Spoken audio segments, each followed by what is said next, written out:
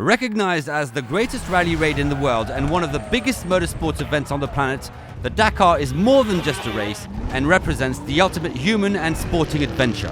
Taking place over a period of 10 to 15 days each year through several thousand kilometers of some of the most difficult, hostile and majestic terrain on the planet.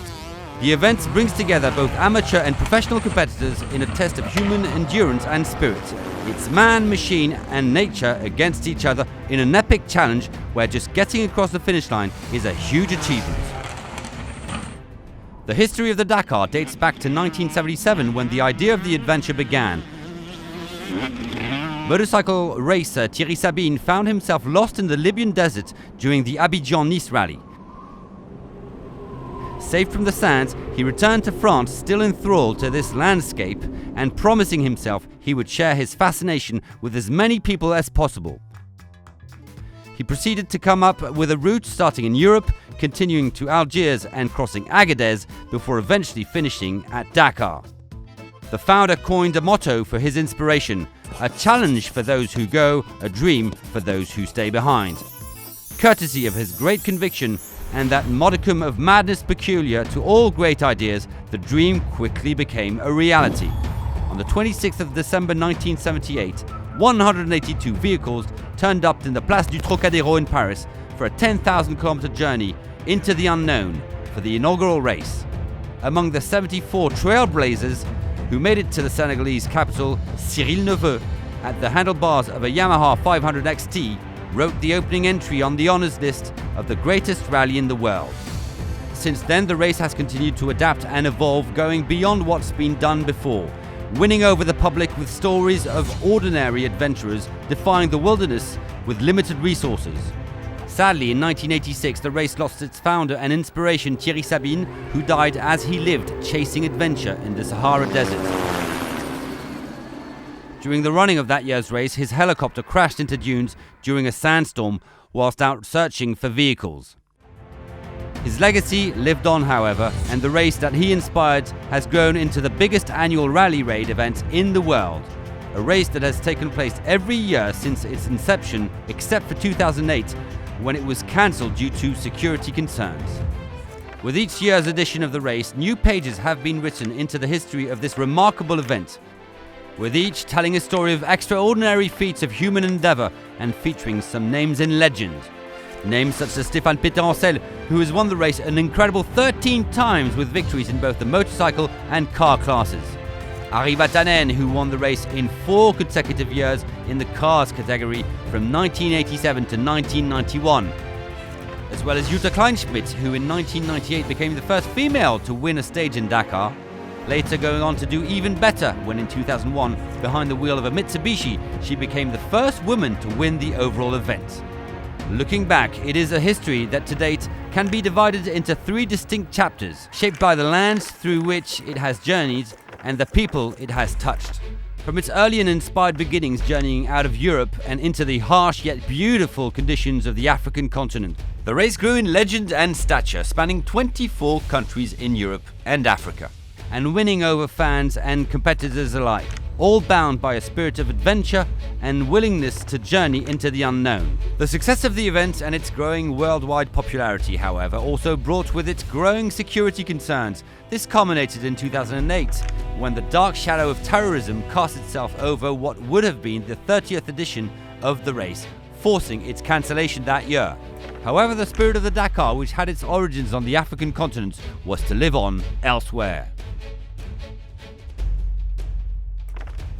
2009 saw the Dakar rise from the ashes, reborn on the South American continent and lovingly embraced by the millions of loyal and passionate motorsport fans that live there. It was a chapter that lasted a decade, in which time the race crossed the continent from the Pacific to the Atlantic, spanning Argentina, Chile, Peru, Bolivia and Paraguay.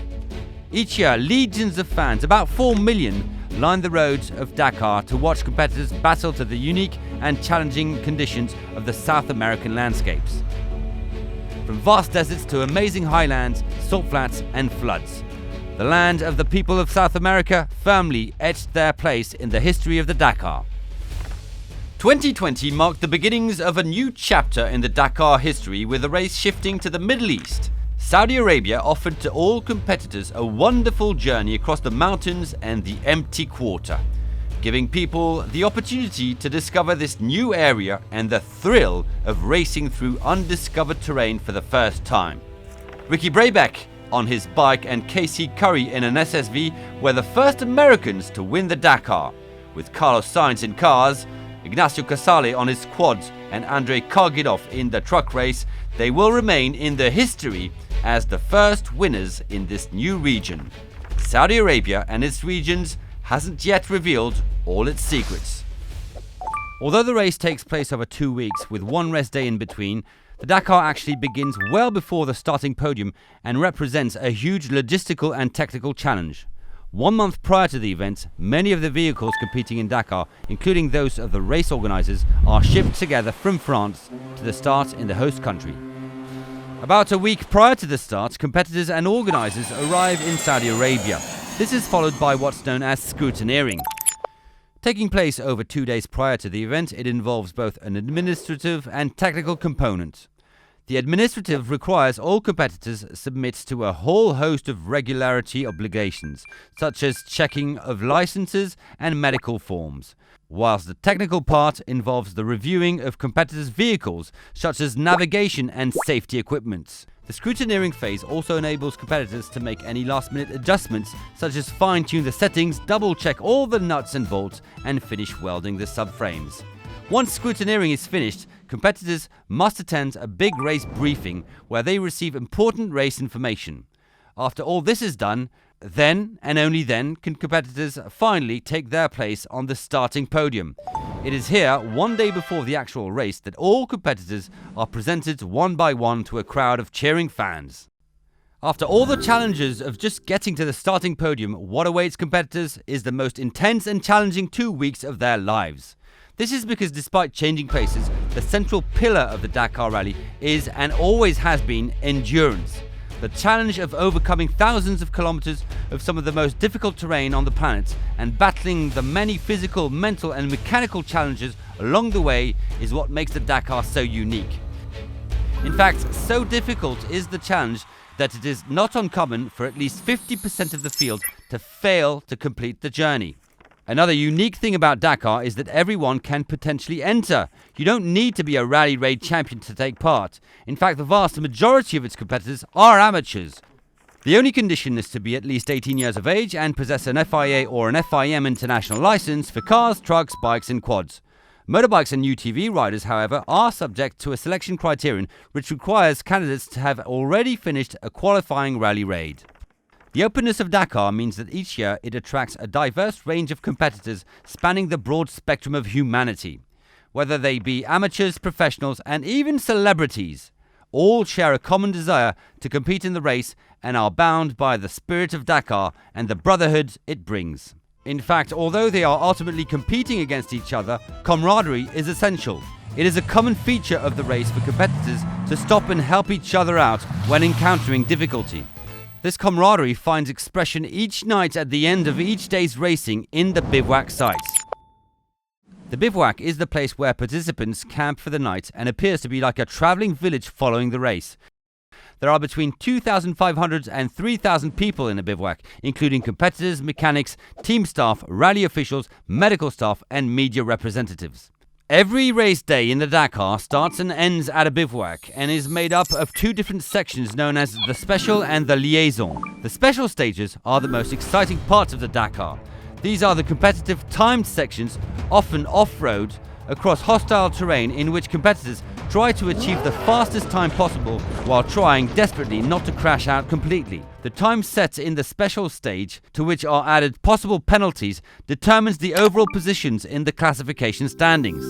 Sections before and after the specials are referred to as liaison sections. For safety and security reasons, it is not always possible to begin and end the special stage at the bivouac sites. In this case, race vehicles must proceed from the bivouac site to the special stage start point. Crucial to success in the special stage is navigation, as the Dakar is in essence an orienteering race. Competitors must find their way through, over and around the many obstacles of the course as quickly as possible. However, they must do so in a way that preserves both man and machine. The goal is not to make any navigational mistakes that could result in a crash, penalties, poor performances, or getting lost. Speed is important, but not as important as safety and attention to detail. To aid competitors in their quest, they are provided with a roadbook. The roadbook is the key navigation element. It describes all the necessary information to navigate between the many waypoints and checkpoints during each stage. The roadbook is provided by the organisers and is distributed every morning 10 to 20 minutes before the start of the stage. It increases the difficulty of navigation. The rally route remains a secret until the delivery of the roadbook to the competitors, but even then, the roadbook only provides step-by-step instructions and how to navigate the course. An overall map remains elusive. It is only through following the instructions in the roadbook and then validating the checkpoints and waypoints during the race that the overall route of the course is discovered. Competitors will study the roadbook in the short time they have prior to the race to be prepared. The roadbook is divided into 3 columns and is read from left to right. On the left, the large number is the total numbers of kilometers into the section. The smaller number in the bottom corner is the number of kilometers from one item to the next. Notifications of start and ending of speed control zones, as well as checkpoints and waypoints, will also appear in this box. In the middle is the tulip, which is a drawing showing the trail, terrain and landmarks at that particular kilometer. You enter each tulip drawing from the bottom of the drawing. On the right is an observation giving more information about that tulip, such as its cap or compass heading, the relevant speed for speed control zones, and whether or not there is a waypoint marker in that section. The observations use a lexicon of symbols established by race organisers, which also must be learnt. So as much as the race is a physical challenge for pilots and co-pilots, it is equally a mental challenge to stay focused, alert and prepared over the 2 weeks in order to face all difficulties. The roadbook is used in conjunction with other instruments on the vehicle in order for competitors to successfully navigate the special stages of each day's course. Whilst the type of equipment and configuration may differ between vehicles, generally all vehicles will have the following: an ICO or resettable digital odometer and speedometer that keeps track of distance travelled, a compass to provide cap headings, an alert system known as Sentinel that alerts competitors to the presence of other vehicles, a GPS unit supplied by the organisers that gives location data and is set up to guide competitors to waypoints once they reach a certain radius, validating them once reached, and a safety instrument and beacon called an Iritrack. Despite the solitude of competing in the Dakar, competitors are never completely alone. During the race, real-time data is transmitted back to the race headquarters located in Paris, known as the PCO. This enables to monitor positions and track competitors, taking action if there is a potential problem. For instance, if a competitor hasn't moved.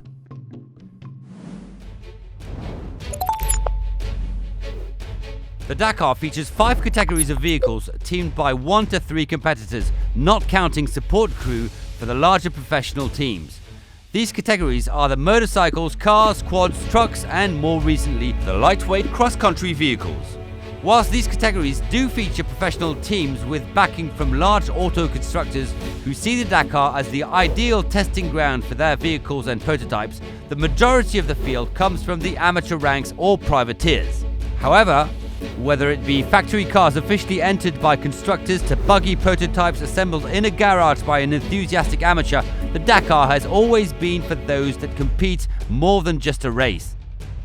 It is and remains an adventure into the unknown and a journey of self-quest, transforming participants from inside out and thrilling generations of fans for over 40 years.